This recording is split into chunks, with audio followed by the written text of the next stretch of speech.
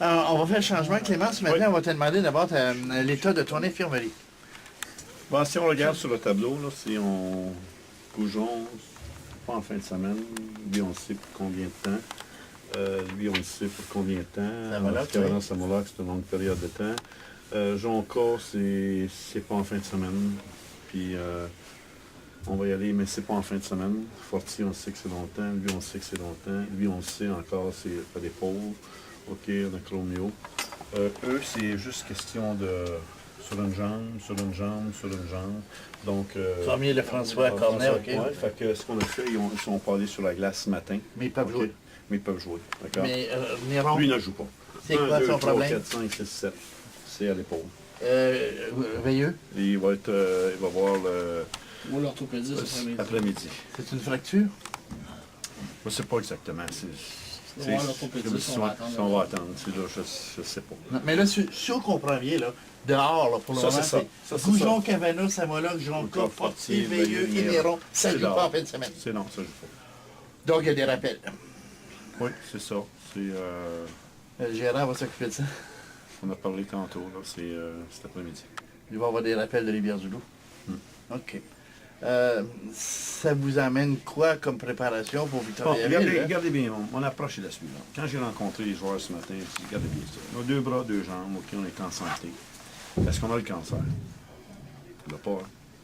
Si on avait le cancer, je dirais, OK, on a une compassion. Mais là, c'est pas ça ce qui se produit.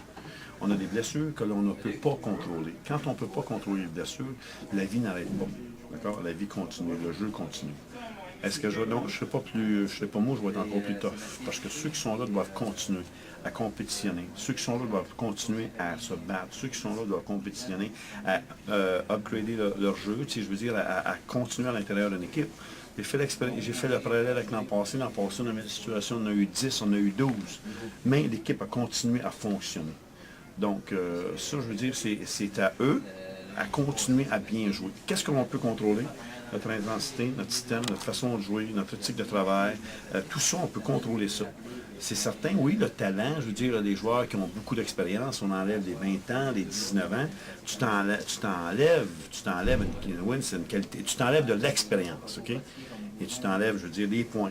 Mais la game se joue sur la glace. On vit une situation auquel on doit continuer à compétitionner, à se battre, continuer à faire bien les petites choses que l'on fait bien, d'accord? Et trouver le moyen de dire on joue chaque game pour gagner. Mais est-ce que, considérant le nombre de joueurs qui ne sont pas à leur chaise, pour ne pas dire la majorité, est-ce qu'ils peuvent t'en donner plus que ce qu'ils t'en donnent actuellement? Ils peuvent toujours en donner plus. Chaque individu pose sa propre limite. Ouais. OK? Chaque individu peut... si tu es ta propre barrière, tu ne feras jamais rien de bon. Mais si tu ne mets pas de frontières, maintenant c'est à lui. Il y en a qui ont 2 ans, 3 ans d'expérience. C'est certain que ils ont des rôles peut-être plus de, comme on dit, de checker, mais là je veux dire, les rôles des fois doivent changer, doivent nous en donner. À leur manière, à leur façon, selon leur gabarit. Mais si tu te mets une barrière, c'est officiel que tu n'iras jamais plus loin. En regardant la glace tantôt, tu avais 13 joueurs plus 2 gardiens. Tu regardes sur ton mur, tu as 7 joueurs qui sont out pour une période indéterminée, plus 3 qui jouent très handicapés, donc qui ne sont pas sur la glace ce matin. Tu as une formation qui est en cours. Je t'en ai demandé au SCP l'année passée. Je regarde ça, moi, je regarde ça pas de la même façon que vous autres. Je regarde ça, je dis OK, parfait. Je les regarde un par un. Fournier, qu'est-ce qu'il peut me donner? Piché, qu'est-ce qu'il peut me donner? Brunet, OK, Richard, Boudreau, Petracek. Je vous dis, tu sais, ces gars-là, je n'ai 6 défenseurs. Si je n'avais 4, je dirais, mais je n'ai 6. Ils peuvent m'en donner. Ils peuvent m'en donner. Je regarde à l'avant, je dis, tu sais, je vous dis, c'est que, tu sais, est-ce qu'on peut bien jouer à 5 contre 5? Moi, je joue bien à 5 contre 5 depuis le début de la saison. Donc, est-ce qu'on peut capitaliser sur nos avantages numériques qui allaient bien? D'accord, hier, on a eu juste un. Donc, on ne peut pas juger là-dessus. Mais on a un très bon jeu de puissance. Donc, regroupons les forces en conséquence, puis essayons de capitaliser sur ce qu'on peut nous autres offrir. Malgré ta théorie d'un match à la fois, est-ce que compte tenu des circonstances, est-ce que tes 2 jeunes gardiens risquent d'avoir de l'action en fin de semaine? Oui, Tommy sera dans le filet demain, encore. Il va bien. Il était solide, il a une bonne prestance. Ce que j'aime de sa présidence, c'est qu'il est en contrôle de la situation. Et vraiment, là, c'est rebond, même ses sorties de zone de gardien de but. Il sait attirer, il sait l'expression qu'on utilise dans le langage hockey, c'est freezer le premier gars qui met d'échec avant. Et il fait des bonnes choses. Donc, pourquoi arrêter? Il y a la pause qui apprend. Il y a la carotte, moi j'étais haut, t'as la carotte, garde-la puis mange-la. Je veux dire, aussi longtemps que tu peux. Mais la sienne, une chance peut-être? Là, on va se concentrer sur Tom et Pell. OK. Puis avant de dire à gauche, à droite, on va se concentrer sur un. Il aura sa chance un jour. Ça sera lui. Mais c'est demain, c'est Tom et Pell. Mais il reste quand même que Tommy, dans les 2 dernières parties, puis hier surtout, nous démontre vraiment un gros pas en avant sur l'année passée. Là. Comme je disais, c'est ce que notre patience a payé. Est-ce que notre patience commence à apporter des dividendes? Peut-être le fait. Donc, il continue. Il continue. Il fait bien les choses. Il continue.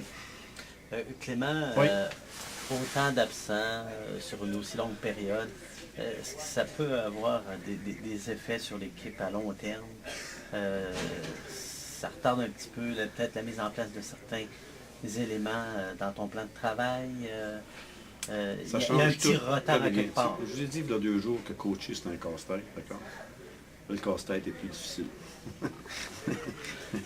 C'est un 10 000 morceaux. Hein. 10 000 morceaux, là. Là, c'est un 10 000 morceaux.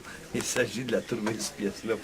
C'est comme ça qu'il faut regarder ça. Je veux dire, même si je pleurais, même si je m'acharnerais sur mon sort, coaching, c'est ça la beauté du coaching. C'est de trouver des solutions. Et quand tu rentres ici, mais tu as un challenge. Tu sais, souvent, tu dis à tes joueurs, on va te mettre ça comme challenge. Là, tu dis, mais comme coach, j'en ai un à tous les jours. Je rentre avec 3 listes. Bon, la liste de ceux qui vont au gymnase, les vrais blessés, les gymnases, les semi-blessés, puis avec ceux qu'on veut pratiquer. Là, avec ça, on essaie de fonctionner, puis on essaie de trouver les pièces. Puis il faut le refaire, le casse-tête. À tous les matchs, il faut le refaire. Et moi, je dis ça, c'est la beauté du sport. Si c'était, tu rentres ici, puis tu fumes ton gros cigare, puis let's go, on s'en va. Mais c'est pas la question. Fait qu'on est prêt avec ça. Fait que nous autres, Yannick, Nicolas, puis Donald, il faut se regrouper, nous autres, comme staff,